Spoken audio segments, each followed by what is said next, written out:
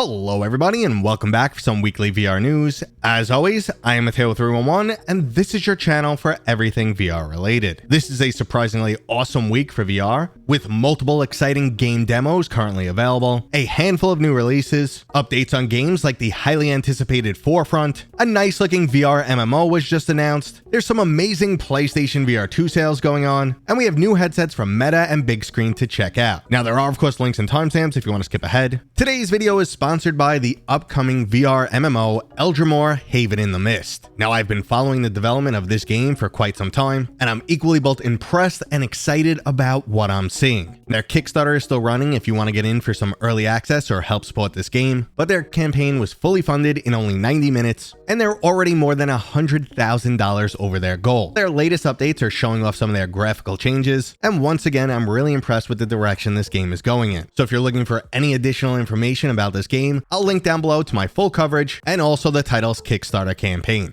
Okay, so I'm skipping the check-in today because we have a lot to go over, and let's just jump right into the new releases, starting with Bridge Constructor. Previously released for the Meta Quest, you can now jump into this game on PCVR and both PlayStation VR headsets. Now for those unfamiliar with the title, it's a physics-based puzzle game with over 70 challenges. There's no resources or budget to manage, so from the very beginning you could build whatever you want and come up with some wildly creative solutions. So if you're into those physics-based engineering style puzzle games, I highly recommend you check this one out, and it's also currently both discounted on Steam and has a demo available for testing. But if you're looking for some more action, we have Quantum Threshold. Quantum Threshold is a sci-fi futuristic shooter where you play as a wheelchair-bound killing machine in a dystopian world controlled by rogue AIs. Now honestly, my first thought was this game just can't be good. But as I look into it more, I can definitely say this game has its own sense of style, and I'm definitely intrigued about the concept, combat, and if it has a decent storyline. So if you guys want me to cover this game, please let me know down in the comments. Now unfortunately that's all the new releases for this week, but I did mention there's a bunch of demos available, so let's jump into those right now. First up is for the highly anticipated story-driven shooter of Lies and Rain. You could jump into this right now on both Steam VR and the PlayStation VR 2, and that demo gameplay experience is surprisingly long at nearly 60 minutes. Now we're once again going to be shooting our way through a dystopian sci-fi world, but here we have a unique setting that's set to put you on the edge of the digital and real realms. So overall, I'm sold on this one, and it definitely doesn't hurt that the trailer slightly resembles Half-Life Alyx. Now if you already jumped into this demo or any of the demos I'm going to mention, please let me know how your experience was down in the comments. Now next is another really exciting demo, and that's Wanderer Fragments of Fate on PCVR. Now previously I've mentioned this game about 1,000 times, mainly because it had so many delays, but Wanderer Fragments of Fate was a remaster of a previously awesome VR game. It received new mechanics, new content, a massive graphical update, and a series of additional enhancements over the original title. Now the game's been slowly rolling out to different platforms, and the last one still remaining is Steam VR, but you could try the demo of it right now. But a demo that I'm even more interested in is the Warp Cephisso. It looks like this is aiming to basically be Dead Space in VR. Once again, this is another sci-fi themed, story-driven single-player shooter, but it appears to lean more into horror and atmospheric storytelling. So don't expect non-stop combat. I'm sure this game will have plenty of high-tension moments as you navigate around a derelict spaceship. Now I'm planning to jump into this game the second I'm done making this video, so if you want any additional information, please let me know down in the comments. But if you don't want to jump into something new and you're looking for updates to existing games, we have a lot going on for Brazen Blaze, Clone Drone, and there's new information on Forefront. Now, almost exactly 1 year ago to this day, the 3v3 hero shooter Brazen Blaze released, and they've been pushing out updates ever since. Well, now the latest update is that this game is currently free to play. Now, if you previously purchased the title, you will be getting exclusive in-game cosmetics and 2,000 in-game credits. Now, if you never played this title, I highly recommend it because there's nothing quite like it out there, and it does both nail the fundamentals of a hero shooter while including the mechanics and interactions that VR enthusiasts are looking for. Now, the only thing that stopped me from playing this game is the fact that I'm just not really into the competitive scene anymore. I don't have time to practice, and then I end up being a sore loser when I get my butt kicked. Regardless, if you have any interest in competitive VR shooters, go check this game out and thank me later. Now for the Clone Drone and the Hyperdome fans out there, a new Skyscraper Endless mode is coming soon. You get to find out just how how tough you are as you work your way higher and higher into the skyscraper and battle some extra tough enemies with this mode's increased combat difficulty. I've only played 1 or 2 hours of Clone Drone, but it immediately felt like a very solid VR fighting game. But I know the real update that everyone's looking for is any new information about the upcoming shooter Forefront. Now, just a quick reminder, Forefront is coming from Triangle Factory, the same studio that gave us both Hyperdash and Breachers. Just how Breachers is pretty much Rainbow Six Siege in VR, Forefront is setting out to be Battlefield in VR. So we are talking massive 32-player large-scale battles that take place on land, sea, and in the air. Now again, very similar to Battlefield, you have multiple different combat classes to choose from, giving you an array of different specialized loadouts. There's a whole bunch of controllable vehicles, and there's even destructible environments. Now, in terms of updates, the studio just put out a 5-minute video answering some questions, showing off some footage, and letting us know that early access is planned to release this fall. Now, overall, this seems insanely ambitious, but I absolutely love both of their previous shooters, and I think they're capable of pulling this one off. And finally, we just have 2 more quick game announcements before we get into today's main topic. The first is an announcement for a brand new VR MMO called Ascent Quest. Amazingly, this game is planning to release sometime next year. Actually looks pretty damn good, and plans to offer the following features: